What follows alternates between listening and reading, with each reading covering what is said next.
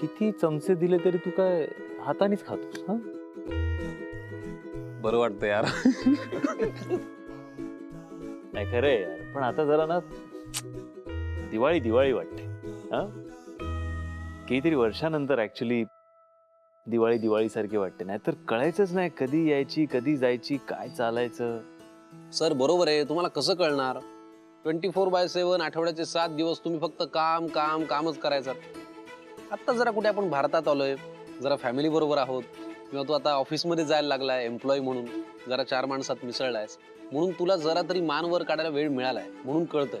खरंय यार, दिवाळीला ना घरी असावं, किती बरं वाटतं. आपण घरी आहोत, घरच्यांबरोबर आहोत, आजोबा आहेत, काका काकू सगळेच आहेत. तू तर आहेसच.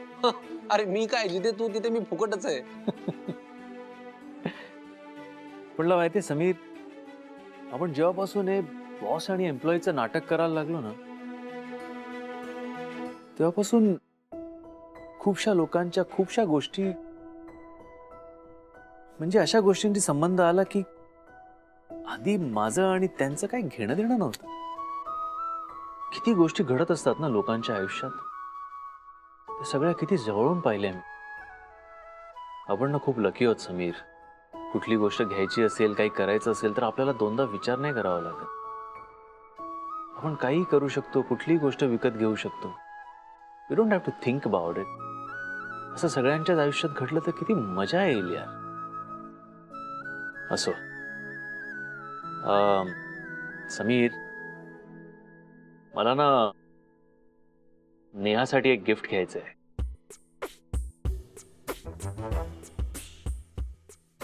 कमाल आहे, नेहाचा विषय काढला आणि तू काही रिॲक्टच नाही झालं. एरवी नेहाचा विषय मी काढतो आणि खूप बडबड करतो, मग तुम्हाला रागवतो. आज तू स्वतःहून विषय काढलायस, दिवाळीच पावली आहे मला. बरं, त्यात स्वतःहून गिफ्ट द्यायचं ठरवलंय म्हणल्यानंतर काय, डन करून टाका. अरे काय, त्या दिवशी मी तिच्या घरी असताना मी बघितलं की तिने तिच्या सोसायटी मधल्या ऑलमोस्ट प्रत्येकासाठी काही ना काहीतरी गिफ्ट आणलं होतं दिवाळीचं. तिचा पगार केवढा, तिच्याकडे किती पैसे आहेत आपल्याला माहिती आहे, पण त्यातही तिने सगळ्यांसाठी मॅनेज केलं होतं, पण स्वतःसाठी काही नाही घेतलं. बरं, मलाही तिने गिफ्ट दिलंच आहे, सो आय फेल्ट की आपण तिच्यासाठी पण एक गिफ्ट घ्यावं. ही सगळी कारणं जेन्युइन आहेत, मला पटलेली आहेत. तू फक्त माझ्याकडनं हो वधून घेण्यासाठी हे सांगत असशील तर मी ऑलरेडी तुला मम म्हणलेलं आहे, डन करून टाका. अरे तसं नाही, मला तुझं सजेशन हवंय की काय गिफ्ट घ्यावं. म्हणजे काय, या बाबतीत तुझा अनुभव जरा दांडगा आहे ना, म्हणून. एक मिनिट, मुलींना गिफ्ट देण्याच्या बाबतीत माझा अनुभव दांडगा कसा? नाही नाही, दुबईमध्ये ते काय काय कधीच जुनं काहीतरी तू काढू नकोस. तुला काय हवं ते दे. फक्त एक मी तुला सल्ला देईन की तिला जेव्हा तू गिफ्ट द्यायला जाशील ना, तेव्हा तिने तुला गिफ्ट दिलेलं पिंक शर्ट घालून जा. चाइल्डिश वाटेल ते समीर, तिने दिलेला शर्ट घालून मी तुला गिफ्ट द्यायला. मेरी बात सुनो, लड़कियों को अच्छा लगता है. दिवाळीच्या दिवशी तू असे छान कपडे बाजूला ठेवलेस आणि तिने गिफ्ट दिलेलं शर्ट तू घातलेस म्हणल्यानंतर अच्छा लगेगा. सुनो, म्हणाल ना, तुझा अनुभव दांडगा आहे या बाबतीत, है ना? ऐक ना, दुबईमध्ये ना चकली चिवडा खाऊ ना.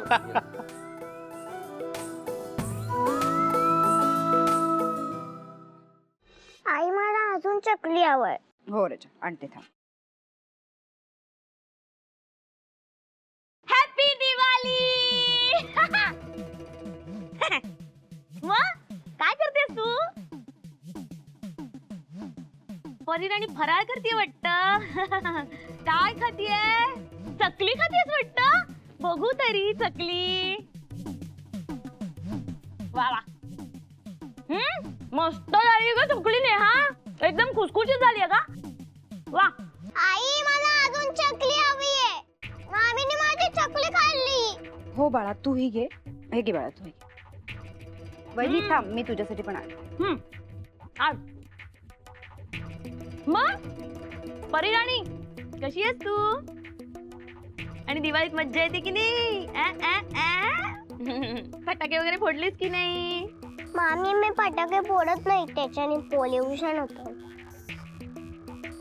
हे घे वहिनी. काय ग तुझी मुलगी अगदी मोठ्या माणसासारखं बोलायला लागली हो.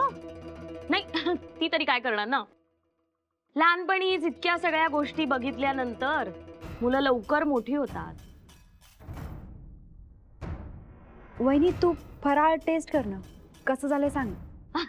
बघते बघते बघते. हे बघ हे आधी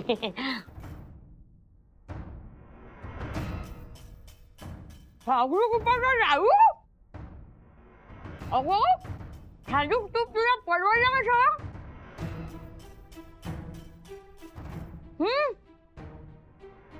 फार मस्त झालं बरं का.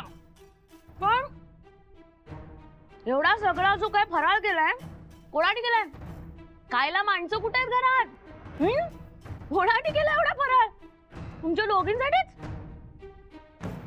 अगं सणासुदीच्या दिवशी एखादा हक्काचा माणूस घरात असेल ना तर आनंद वाढतो, कळलं का? मनाला बरं वाटतं जरा, आणि सण पण साजरा करायला मजा येते. अगं जाऊ दे ना वहिनी तो विषय, मी आणि परी खुश होत. अगं आता तुम्ही दोघी खुश आहातच, मला माहिती आहे. पण एखादं जास्तीचं आणि स्वतःचं माणूस घरात आलं ना की मग आनंद कसा द्विगुणित होतो, वाढतो अगं आनंद. आता बघ, आता दिवाळीचा आज पाडवा आहे की नाही, मी तुझ्या भावाला उठणं लावलं, तेल लावलं आणि मस्त आंघोळ घालून आले. झाला की नाही माझा पाडवा साजरा? मला माहितीये तू काही बोलणार नाहीस, पण तुला मात्र तुझ्या नवऱ्याची आठवण येत असणार, कारण ही पोटात असतानाच तो तुला सोडून गेला. तेव्हा खरं तर तुला आधाराची गरज होती, पण तरीही तो निघून गेला. आणि काय, भेटायलाही आला नाही आणि फोनही केला नाही. आयुष्य अगदी खराब करून गेला तुमच्या दोघींचं. सणासुदीच्या दिवशी तुम्ही दोघी एकटे असताना ते बघून मला खूप वाईट वाटतं, असं भरून येतं ग, म्हणून मी येते इकडे. परी बाळा तू बाहेर जा खेळायला. हो अगं ह्या पोरीसाठी तर माझा जीव तुटतो ना ग. किती गोड बाळ आहे ते. अगं ऐक ना बाळा, ऐक ना. आहे बघ, आता हिला पण वाटत असेल की नाही दुसऱ्या मुलांचे वडील बघून की मलाही बाबा हवे होते, त्यांच्याबरोबर मी दिवाळी साजरी केली असती, फटाके उडवले असते, हो की नाही परी? अगं पाडव्याच्या दिवशी मुली आपल्या वडिलांना ओवाळतात, हिला पण आपल्या वडिलांना ओवाळायचं वाटणार की नाही सांग मला? ती कुठे आपला आनंद व्यक्त करणार, हो की नाही परी? वहिनी मी तुला किती वेळा सांगितलंय, का तू ऐकत नाहीयेस? नको ना विषय काढूसा. मी आणि परी ठीक होत, आम्हाला आता आमच्या दोघांमध्ये कोणी नको. तू कधी ऐकतेस माझं? ऐकतेस का माझं? अगं जोवर तरुण आहेस ना तोवरच लग्न होईल तुझं. एकदा वय वाढलं ना की कोणीही लग्न करणार नाहीये तुझ्याशी नेहा. आणि तू आता मला किती वेळा नाही सांगितलंस ना तरी मी इथे येणार आणि तुला सांगायचं काम करणारच. दिवाळी आहे, तुम्ही दोघी एकट्याच आहात म्हणून तुम्हा दोघींसाठी आले मी इथे. पण तू मात्र चांगली दिवाळी साजरी केलीस हो. मला आता थांबायचंच नाही, जाते मी.